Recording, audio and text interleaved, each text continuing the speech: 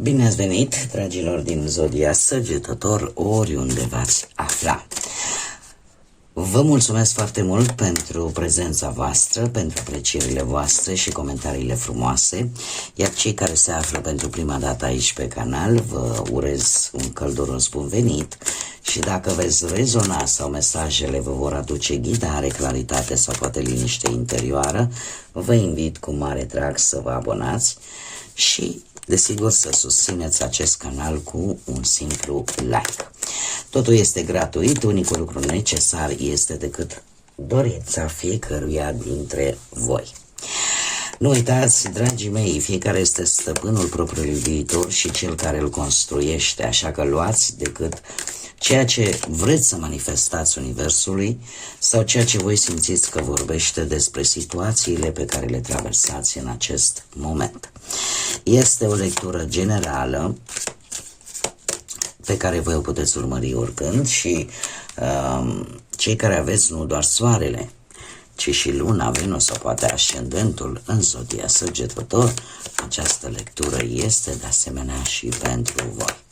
Și să vedem ce este important de știut pentru dragii mei din Săgetător. Pentru această următoare perioadă, interesant, lucruri care încă nu sunt pentru voi și unde voi trebuie să dați dovadă de flexibilitate. Asta vă va ajuta să vă și regenerați. Bun. Haideți să o luăm cu început. Avem numerele 6, 19, 10, 46 și încă o dată 10. Ceva trebuie să se termine, dragilor. Ceva care poate durează de ceva vreme sau ceva, o situație în care voi tot ați insistat, ca să spunem așa, și nu era poate pentru voi. Cumva există o amplificare a unor energii, dar în același timp ne vorbește și de deschideri. Aș putea spune că există dorință în voi de a începe ceva, există inițiativă personală, există curaj, vreți să acționați, dar probabil că ori nu știți cum să o faceți, ori pur și simplu toate aceste lucruri vin în urma faptului că vă dați seama că ceva, indiferent cât de mult v-ați dori voi, totuși nu este pentru voi. Sau nu în acest moment. Și avem, spune că e o combinație între nodul nord, care este de fapt direcția pe care o avem în viața actuală, ceea ce nu trebuie să mai repetăm, dar în același timp să știți că este și despre soare. E o combinație frumoasă între energia yin, feminină, și energia yang. Trecând la cărțile noastre, avem prima carte, nu este pentru tine. Ce îmi spune de fapt? Îmi arată faptul că voi trebuie să acceptați că anumite lucruri, oportunități, situații, șanse, poate, nu sunt menite pentru voi. Trebuie să alegeți cumva înțelept, să vedeți cu mai multă claritate, cu mai multă detașare, să înțelegeți anumite limite vis-a-vis de anumite contexte prin care voi treceți și în același timp să vă protejați propria energie, propriile resurse. Ceva care nu este sau nu poate fi accesat în acest moment, poate nu acum, de asta am spus, nu este momentul oportun acum. Poate să aducă frustrări, poate să aducă acea încercare de a forța un pic lucrurile. Și asta duce la un risc de a vă pierde energia, a vă consuma această energie pe ceva care, din păcate, ori nu vi se potrivește, ori nu este timpul oportun în acest moment. Acțiunea voastră sau ce se sugerează în acest moment și în următoarea perioadă este aceea de a fi un pic mai flexibili, de a nu insista acolo unde nu este cazul. A fi flexibil înseamnă a te adapta, a avea capacitatea de a te potrivi în funcție de situație fără să te blochezi într-o singură direcție, să insiști pe aceeași chestiune.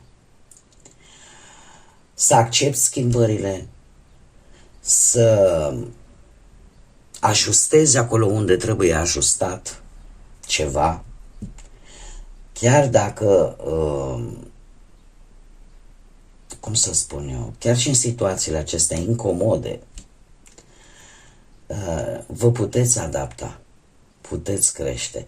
Acum, eu trebuie să vă mai spun un lucru. Voi, dragilor, sunteți, cum să spun eu, voi sunteți un semn mutabil și cu siguranță veți găsi maniera de a vă adapta și acestei situații. Dar este clar, aici există o stare, un fapt, o situație care, din păcate, ori nu este pentru voi, ori nu este în acest moment potrivit pentru voi. Așa că acțiunea voastră de a fi flexibil e posibil, aici am și un mic avertisment. De ce? Pentru că e posibil ca unii dintre voi chiar să se încăpățâneze și sau poate să vă adaptați excesiv până la pierderea propriei voastre identități, și aici trebuie să aveți un pic de grijă. Da? Pentru că nu câștigă cel mai puternic, ci cel care se adaptează cel mai bine. Regenerarea este în perioada următoare, îmi vorbește foarte mult de refacere, de dobândirea acelei speranțe vis-a-vis de efectele trecutului, care posibil să fie, cum bine vedem, foarte dur, foarte provocator. Și aveți, se pare, și această capacitate de a renaște, de a crește după experiențe dificile. E o ghidare, e o energie pozitivă, chiar dacă aparent, din câte vedem aici, avem lavă, da? Avem lucruri care destul de catastrofice, să zicem așa. Totuși voi vă veți regenera, vă veți recupera energia pozitivă, vă veți redobândi vitalitatea chiar și după perioade destul de dificile. Da? E ca și cum mai spune că viața întotdeauna găsește modalități de a se regenera. Și voi să prindeți forță și să mergeți înainte. Și cred că cel mai bun exemplu pe care ne-l dă această carte este acest mic lăstar care efectiv răsare într-un mediu nu tocmai propice după o erupție vulcanică. Și acum știm cu toții, chiar și atunci când pădurile ard, da, și rămâne cenușă, la un timp acolo se dezvoltă viața, încep să crească lăstari noi. Exact ce am spus, viața întotdeauna va găsi soluții, da, să se regenereze, să se adapteze. Haideți să vedem acum ce ne spune și tarotul, ce este important de știut pentru dragii mei din Săgetător în următoarea perioadă.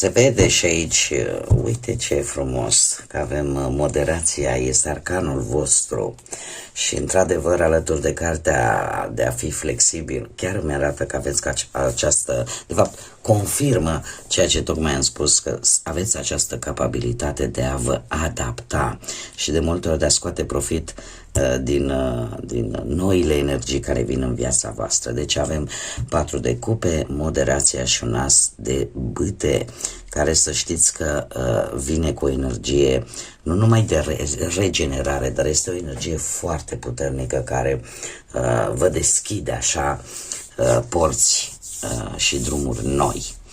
Haideți să luăm cu început acest 4 de cupe.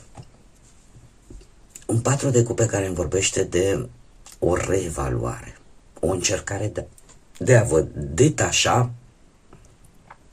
nemulțumiți fiind, de ceva ce v-ați dat seama că nu este pentru voi.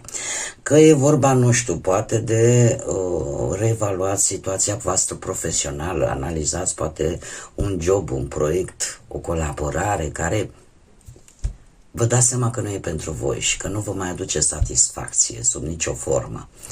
Și toată această reevaluare nu face altceva decât să-ți dai seama de fapt ce vrei cu adevărat să realizezi, cel puțin în domeniul profesional, și cum să schimbi direcția. Și dacă vorbim, poate, nu știu, pe parte materială, simți că resursele nu sunt suficiente sau că nu sunt satisfăcătoare sau că anumite venituri poate stagnează, sau chiar lipsesc, da? Lipsesc anumite recompense pentru efortul pe care voi l-ați depus, ceea ce vă împinge să reevaluați modul în care ori gestionați banii, ori gestionați prioritățile voastre.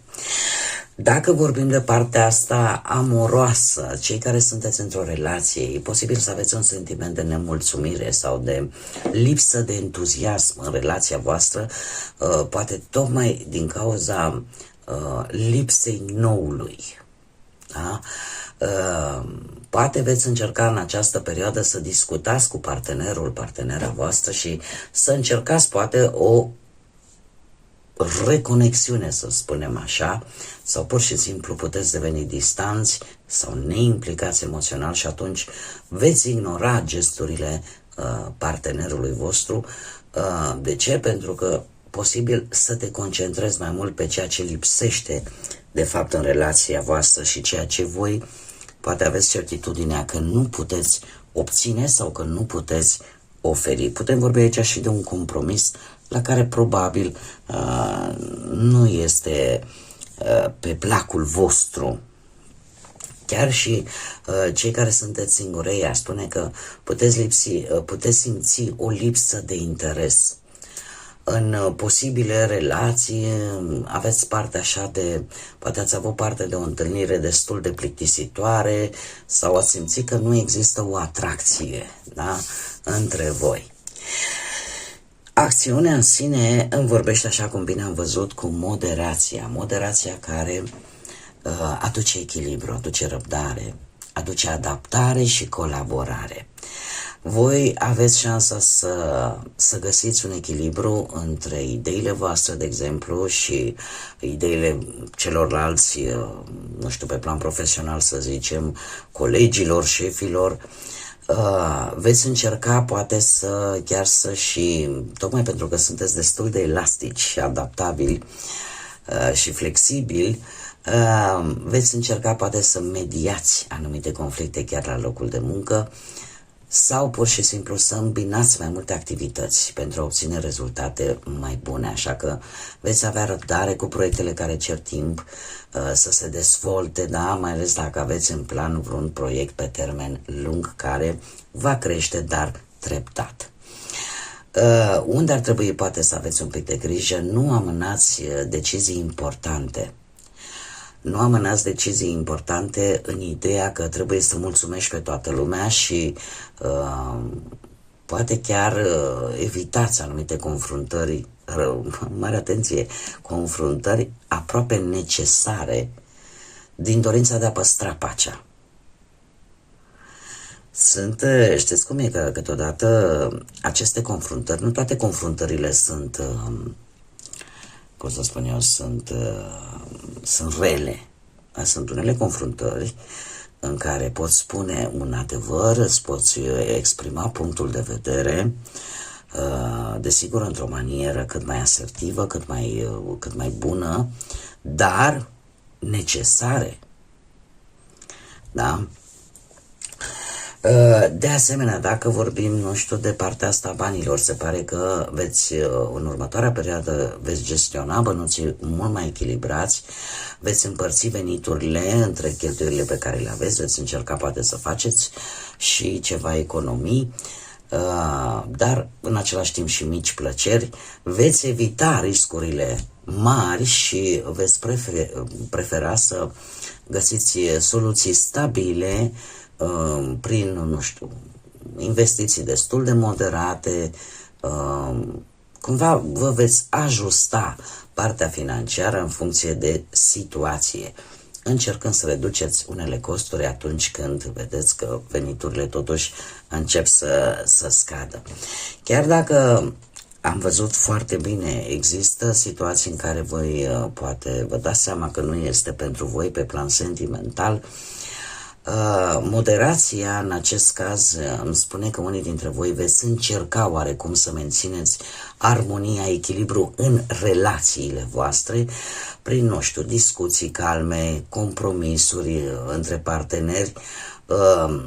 Veți încerca cumva să construiți relația pas cu pas, fără grabă.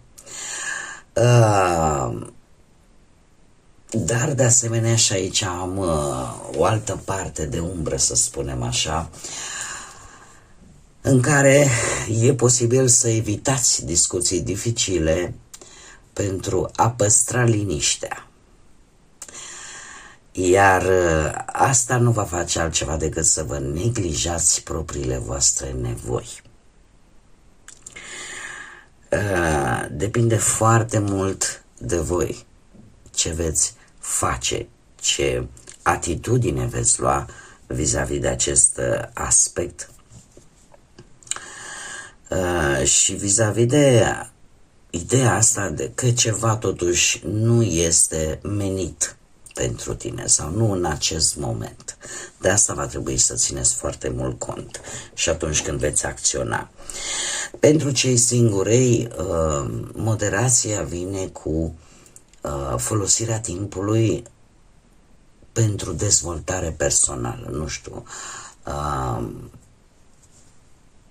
ori veți încerca să căutați acele relații liniștite, echilibrate, care nu vin cu drame, care nu vin cu conflicte constante, ori pur și simplu unii dintre voi pot evita implicarea în noi relații de teama de a nu vă strica propriul vostru echilibru personal. Și e posibil ca unii dintre voi să rămâneți prea mult în zona voastră de confort. Asul de bâte, și aici este într-adevăr ceva important. Acest as de bâte îmi vorbește de începuturi, de energie foarte bună, de inițiativă, de curaj, de, cum să spun, de pasiune. Da? Posibil să primiți, dacă vorbim de parte profesională, care este foarte bine scoasă în evidență cu această carte, posibil să primiți o nouă ofertă de job, ceva important, ceva care vă deschide drumul.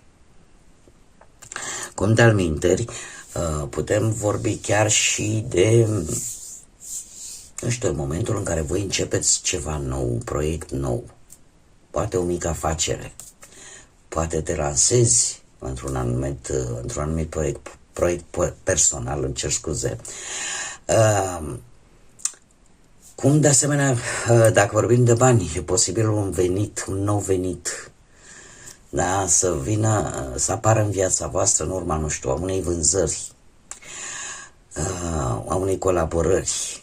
Este ceva foarte, cum să spunem, puternic, o energie foarte puternică care vine în viața voastră în următoarea perioadă și eu aș spune chiar și pe domeniul acesta emoțional, chiar și cei care își doresc totuși ca relația cumva să nu se piardă, poate primi un suflu nou, nu știu, printr-o activitate comună, printr-o aventură, da, care să că e o excursie, că e un proiect creativ, ceva ce faceți voi împreună, poate reaprinde flacăra asta pasiunii. Poate face să apară această dorință de a experimenta lucruri noi. Există un entuziasm, poate ridica, să zicem așa, chimia dintre voi. Iar cei singurei se pare că următoarea perioadă este un moment potrivit să începeți o relație nouă sau să ieșiți în lume, pur și simplu, la întâlniri, activități sociale, cu persoane noi care vă atrag foarte mult chimic, să spunem așa. Există o atracție foarte pasională. Și asta vă va ajuta să vă și regenerați. Asta vă va ajuta să vă refaceți, să vă revină speranța, să creșteți. E o energie pozitivă foarte bună.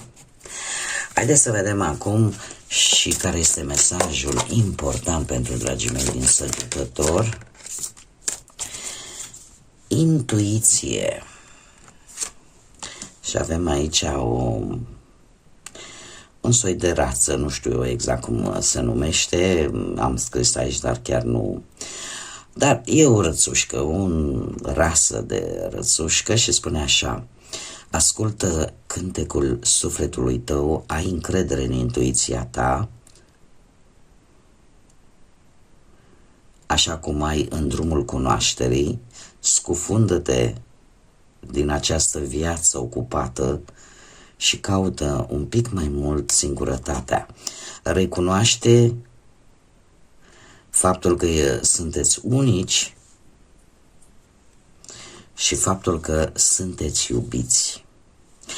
Este de fapt un îndemn de a încerca nu neapărat a vă refugia un pic pentru o perioadă scurtă, de a vă regăsi pe voi în liniște, într-o solitudine sănătoasă, să spunem așa, să încercați să vă detașați de tot zgomotul cotidian, de această aglomerație de energii din jurul vostru și să vă, nu știu, poate chiar unii dintre voi cui îi place, nu știu, să ducă la pescuit, poate, sau să se ducă în locuri liniștite din natură, în așa fel încât să vă regăsiți pe voi. Și să vă dați seama că fiecare dintre noi suntem unici în felul nostru și avem atât de calități cât și defecte, desigur, dar câteodată uităm de calitățile pe care le avem și poate nici măcar nu le mai hrănim. Așa că ascultați-vă intuiția atunci când vă spune simt nevoia să plec din locul ăsta pentru că mă încarcă foarte mult, și găsiți-vă un loc al vostru, fiecare în funcție de cum simte, un loc al vostru care să vă liniștească și să vă redescoperiți voi pe voi. Bun, dragii mei, cam acestea au fost mesajele pentru voi. Sper din suflet că această lectură v-a adus un pic de ghidare, un pic de claritate, așa că vă mulțumesc tare mult că ați fost alături de mine, iar până la următoarea noastră reîntâlnire, nu uitați, suflete frumoase, să zburați înalt și să lăsați, desigur, ca iubirea, credința, pacea și lumina să vă însoțească la fiecare pas.